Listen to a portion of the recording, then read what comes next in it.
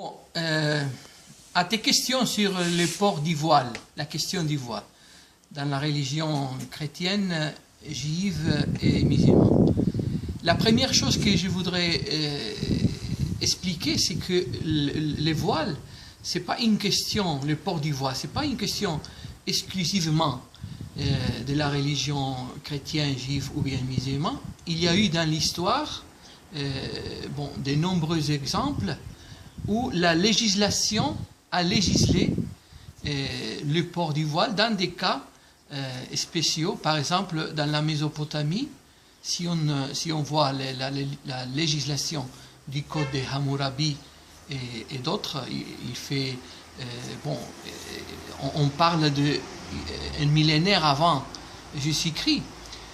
Là-bas, on trouve déjà des lois spécifiques qui obligeaient les femmes libres à porter les voiles dans des circonstances concrètes. C'est-à-dire, ce n'est pas une question religieuse. C'est ça la première chose que je voulais te dire. Quant au christianisme, il n'y a pas dans les évangiles aucune indication de la part de Jésus-Christ pour porter le voile. Parce qu'au temps de Jésus, la majorité des femmes portaient d'une manière naturelle les voiles. Alors, c'est seulement Saint Paul, qui était un disciple de Jésus-Christ, mais qui pourtant ne l'avait pas connu personnellement, lequel, qui dans un épître aux Corinthiens, la première épître aux Corinthiens, parle du besoin de porter les voiles par la femme dans des circonstances de prière ou bien quand elle prophétise, c'est-à-dire dans des circonstances liturgiques, dans la synagogue bien sûr. C'est Saint Paul qui parle de ça.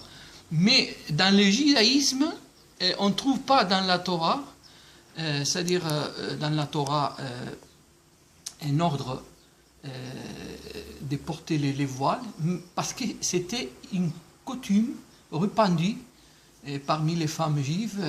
On a des exemples dans la Bible qui portaient les voiles en signe de respect vers les maris et en signe de pudeur. Aujourd'hui, il y a pourtant dans le judaïsme un courant